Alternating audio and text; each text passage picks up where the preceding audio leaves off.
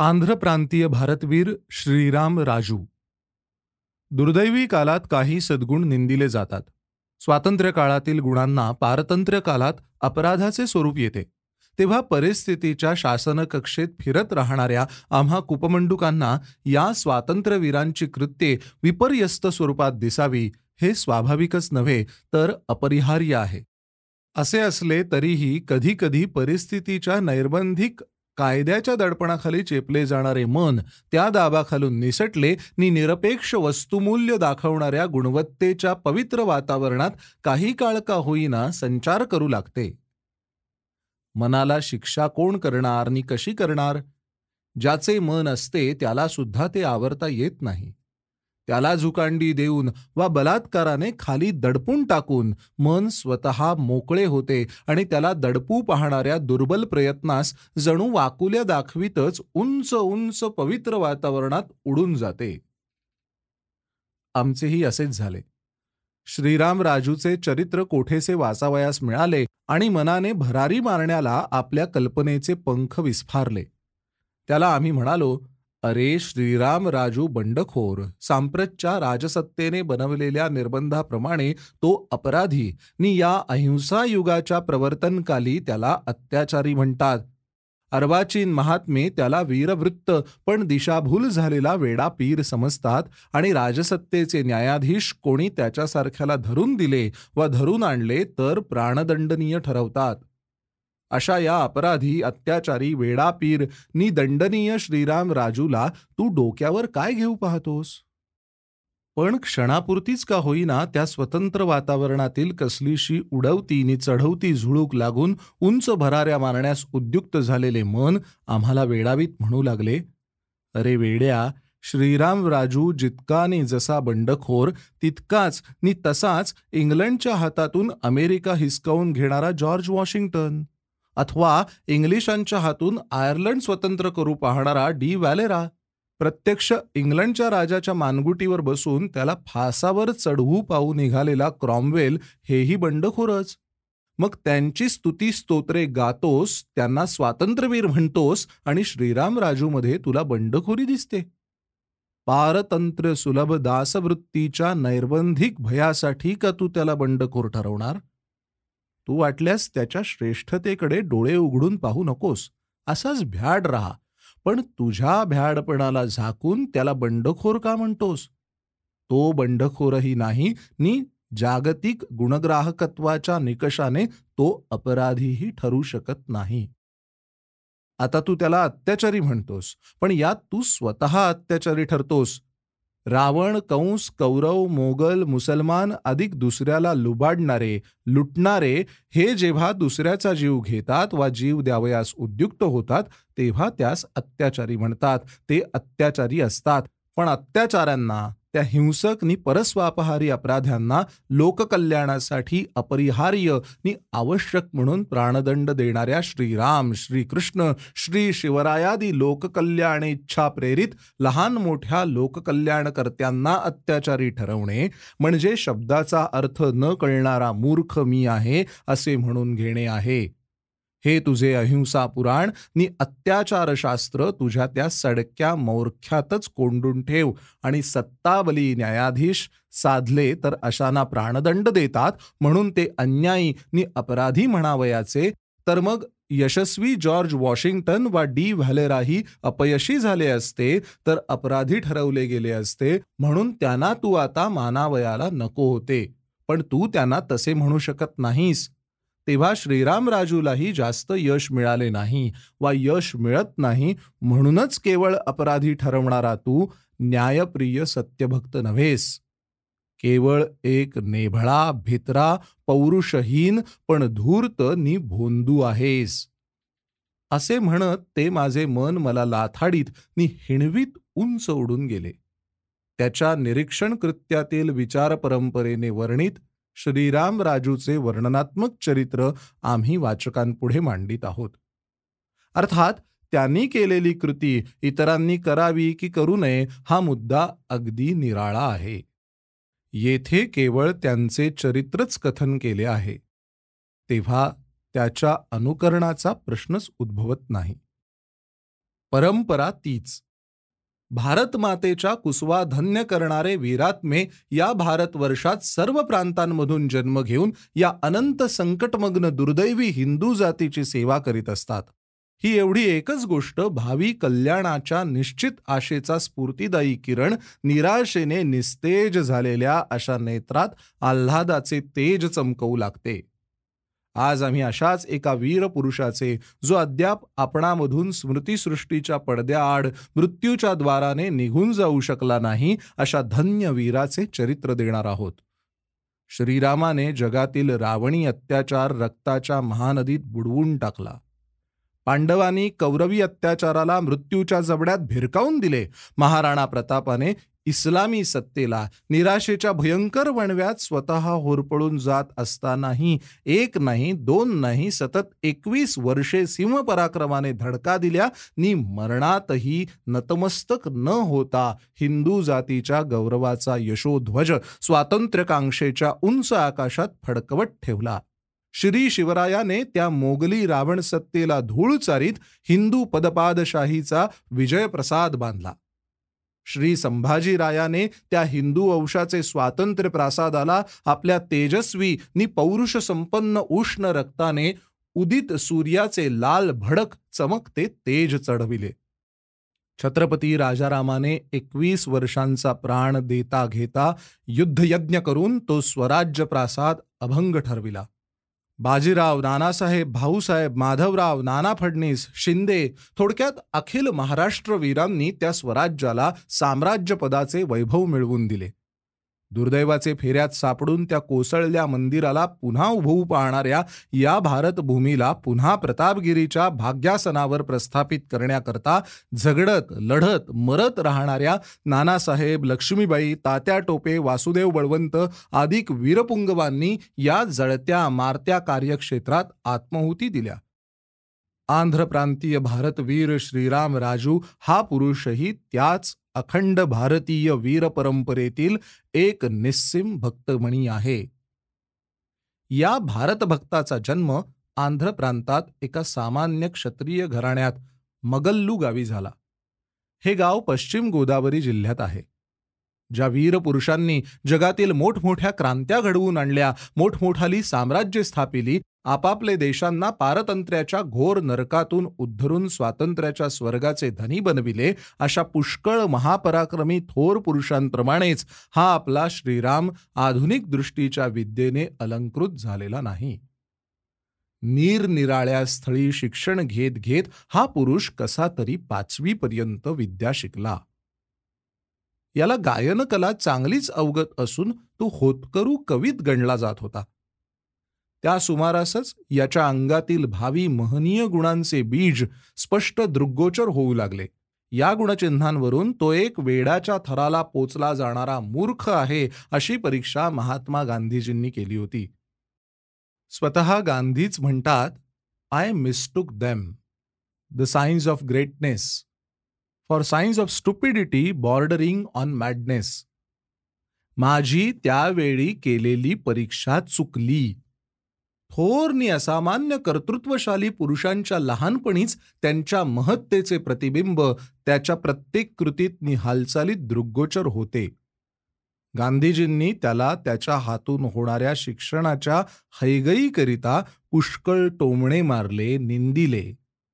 श्रीरामनी खरी विद्या काय आहे नि हे शिक्षण कसे निरुपयुक्त आहे यावर गांधी पुढे बरेच विवरण केले, पण ही शिक्षण गीता गांधीजींना कळली नाही. मी संन्यास घेईन नि मी माझ्या देशबांधवांचा उद्धार करीन ही त्याची तपवाणी गांधीजींच्या कानी त्यांनी पुष्कळ वेळा घातली. गांधीजी म्हणतात, हाय हाय, त्या शब्दांची महत्ता त्यावेळी मला किंचितही कळली नाही. पुढे आपला श्रीराम हा नरसापूरला शिकण्यासाठी गेला. तेथे गेल्यावर त्याला ज्योतिषशास्त्र, हस्तसामुद्रिक नि अश्वारोहण कला, घोड्यावर बसणे या प्रकारांची गोडी लागली. त्याचे लहानपणाविषयी याहून विशेष काही माहिती नाही. 1917चे आरंभी त्यांनी संन्यास घेतला आणि 1918 मध्ये आंध्र प्रांतातील एजन्सी भागात सांबारी डोंगरात ते तपस्या करू लागले. तपस्येनंतर डोंगरात त्यांनी आपले निवासस्थान केले.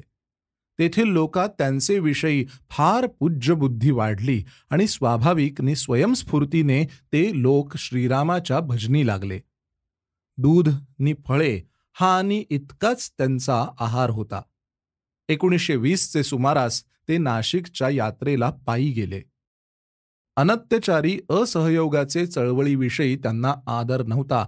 इतकेच नव्हे तर त्यांच्या उक्तीवरून नि कृतीवरून ते संन्यासी झाले होते, तरी क्षात्रवृत्तीचाच अवलंब त्यांनी केला. गांधींच्या एकंदर कार्यक्रमात ब्रिटिश न्यायालये नि दारूचे गुत्ते यांचेवरील बहिष्कार मात्र त्यांना आवडले. गोदावरी नि विजगापट्टण जिल्ह्यात त्यांनी दारूबंदीची चळवळ हाती घेतली. त्या पुरुषाचे निर्मल नि उदात्त चारित्र्य नि त्याची आकर्षक भक्तिशीलता यांच्या योगे तटस्थ जनतेची मने त्यांच्याकडे पूर्णपणे आकर्षित झाली होती. त्यांचा शब्द तेथील लोकांना वेदवाक्य होऊन बसला. श्रीरामच्या हृदयांना हलविणाऱ्या वक्तृत्वाने त्या लोकांची सरळ मने आज्ञापालनाला आतुर करून सोडली. इंग्लिश न्यायालयात पाय ठेवू नका नि दारूला शिवूही नका हा त्यांचा आदेश होता. त्यांची ही हाक सर्व प्रदेशात वणव्यासारखी पसरली. त्या एजन्सी प्रदेशात एकही मनुष्य असा राहिला नाही की ज्याने श्रीरामचा शब्द झेलला नाही. त्या प्रदेशातील जनतेत ऐक्य, नवीन विचारक्रांतीच्या युगाचा प्रादुर्भाव झाला. लोकांनी दारू टाकली, न्यायालये ओस पडली, गावोगाव पंचायती स्थापन झाल्या आणि त्यात सर्वांचे न्यायनिवाडे होऊ लागले. त्याला स्वदेशी फार आवडे आणि त्याकरिता आपल्या सैनिकांना खादीचे स्वदेशी गणवेश त्याने दिले होते. श्रीरामाच्या सैनिकांना गणवेशाकरता खाकी खादी पुरवण्याबद्दल श्री रल्लापल्ली कसन्ना नावाच्या एका गृहस्थावर दावाही करण्यात आला होता. स्वतःच्या देवालयातच निवासस्थान बनवून श्रीराम आपले तपानुष्ठान करी. प्रत्यही त्याच्या दर्शनासाठी खूप गर्दी होई. श्रीरामाच्या स्फूर्तिदायी नि उद्दीपक उपदेशांनी त्यांची मने मंत्रमुग्ध होत. श्रीरामाच्या आध्यात्मिक उपदेशाला देशभक्तीचे अनुपान योजलेले असे. त्याच्या उपदेशामृताचे पान लोक मोठ्या आतुरतेने करीत.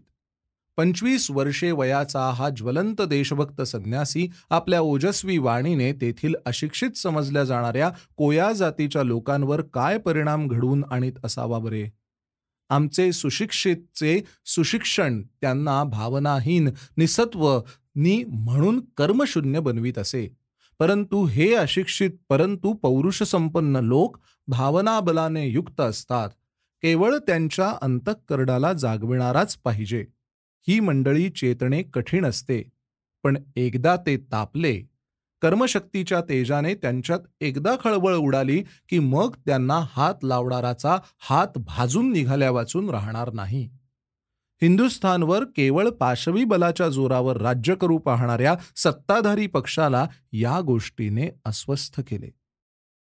लागलीच हा पहा क्रांतिकारी, भयंकर राज्यद्रोही नि साम्राज्याचा शत्रू श्रीराम येथे प्रकट झाला आहे, तो नष्ट झालाच पाहिजे अशी घोषणा झाली. आणि लागलीच जानेवारी 1922 मध्ये राजू फितूर फैलावीत आहे अशी बोंब उठली आणि त्याच्या असहयोगीपणाचा पुकारा झाला. पूर्व गोदावरी जिल्ह्याचा पोलीस सुपरिटेंडंट येथे धावत गेला. त्याने काय पाहिले? श्रीराम आपल्या अनुष्ठानात मग्न आहे. विजगापट्टण जिल्ह्यातील नृसिंहपट्टण येथे 6 आठवडे श्रीरामाला दृष्टिबद्ध कारावासात ठेवले नि नंतर सोडून दिले. तरीही त्याचे मागचा पोलिसी ससेमिरा सुटला नाही. श्रीरामने तेथील डेप्युटी कलेक्टर फजलुल्ला याला हा पोलिसी त्रास चुकवण्याचा अर्ज केला. पुढे दोघांची गाठ झाली असे म्हणतात. त्या डेप्युटी कलेक्टराने मद्रास सरकारला श्रीरामला 31 बिघे भूमीचा तुकडा देऊन शेती करण्याकरता पुष्कळ सुलभता करून देण्याकरता लिहून पाठवले. नि मद्रास सरकारने खरोखरी ती देणगी संमतही केली आणि त्या देशभक्ताला एक शेतकरी बनवण्याचा प्रयत्न झाला. पण सर्व हिंदुस्थान ब्रिटिश सत्तापक्षाचे हातून सोडवून स्वतंत्र करण्याच्या महत्वाकांक्षेच्या प्रखर अग्निज्वालेने भडकणारे होमकुंड श्रीरामाच्या देशभक्त अंतःकरणात पेटलेले होते. अर्थात श्वानवृत्तीहीन मनुष्य प्राण्यांना लांगुल चालन करण्यास लावणारा 30 बिघे भूमीचा तुकडा या महदाकांक्षी वीरवृत्त पुरुषाला कसा वश करू शकणार? त्याने गीता वाचली होती, त्याला स्वधर्म कळला होता, त्या प्रदेशातील वस्तुस्थिती त्याला अनुकूल होती आणि तिचे त्यास फार सहाय्य झाले. त्याने ती वस्तुस्थिती आपल्या भारतमातेच्या हितकारी लावून घेण्यात कमी केले नाही. त्याने गुडेम तालुका आपल्या कार्याचे क्षेत्र बनविले. त्या रिजन्सीमध्ये इतर स्थलांप्रमाणे सरकारी कारभार नाही. तेथे जबरदस्ती कारभार असतो. तेथे संताल परगण्यात तेच नाव आहे. त्या परगण्यात डायरच सत्ता चालवित होते. त्या अरण्यातील संताळादी लोकांचे सर्व हक्क सरकारने छिनावले होते. त्यांना स्वयंपाक करण्यास लाकडे सुद्धा वापरता येईनात. पूर्वीप्रमाणे त्यांच्या गायींना चारा चारता येईना. या आणि इतर अशाच अत्यंत अन्याय्य गोष्टीमुळे त्या रेजन्सीत भयंकर असंतोष माजला होता.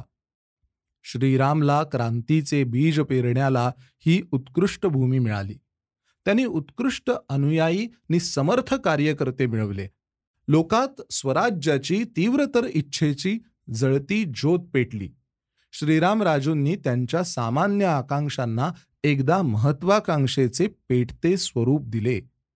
श्रीरामराजूंवर तेथील लोकांची अत्यंत निष्ठा होती आणि ते प्राणपणाने त्यांच्या नेतृत्वाखाली स्वराज्यार्थ जीव देते घेते प्रयत्न करण्यास एका पायावर सिद्ध होते. तो जेथे जेथे जाई तेथे ब्रिटिश साम्राज्य सत्तेचे पोलीस आपल्या जीवाच्या भयाने शस्त्रास्त्रे बंदुका आणि दारुगोळा तेथेच सोडून पळून जात. एका अनत्याचारी असहयोगीने तू स्वराज्य जे मिळवणार ते काय मार्गाने असे विचारताच तो म्हणाला, या साम्राज्यशाहीशी युद्ध केल्या वाचून स्वराज्य कधीही मिळणे शक्य नाही. त्याला त्या अनत्याचारी स्वराज्य संपादकाने विचारले, हे शक्य आहे काय? अर्थात शक्य आहे. मजजवळ माणसांची वाण नाही, केवळ दारुगोळाच काय तो मिळणे कठीण भासते.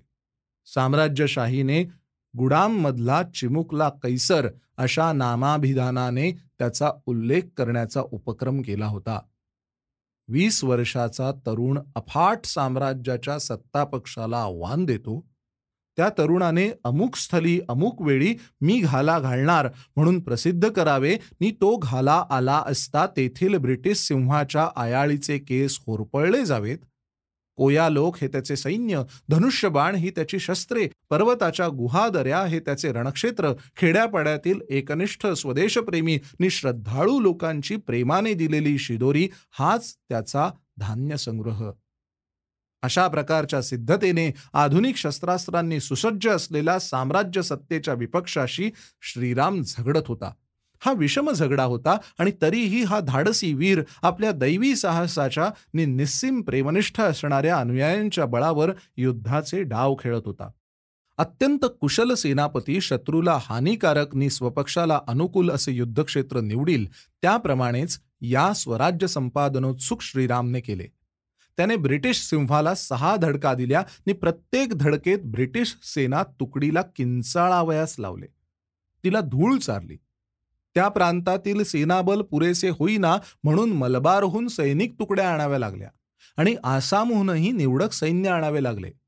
पेडवसल गावच्या चकमकीत इंग्लिश सैनिकांचे 2 युरोपियन अधिकारी ठार झाले आणि इतर बरेच घायाळ झाले. शेवटच्या 7व्या आणि 8व्या चकमकीत श्रीरामवर अचानक घाले घालून त्याला मोठ्या शर्थीने या आक्रमकांचे हातून लढत झगडत निसटून जावे लागले. आणि त्या एका शूर धाडसी सैन्यचालन कुशल राष्ट्रप्रेमी तरुण संन्याशी वीराला या विषम झगड्यातून निराशेच्या अंधकारात विलुप्त व्हावे लागले. तरीही त्याच्या या स्वदेशप्रेमी स्वार्थ त्यागाच्या दिव्य उदाहरणाने कोणाचे मनात सादर कौतुकाने प्रेमाश्रू उभे राहणार नाहीत.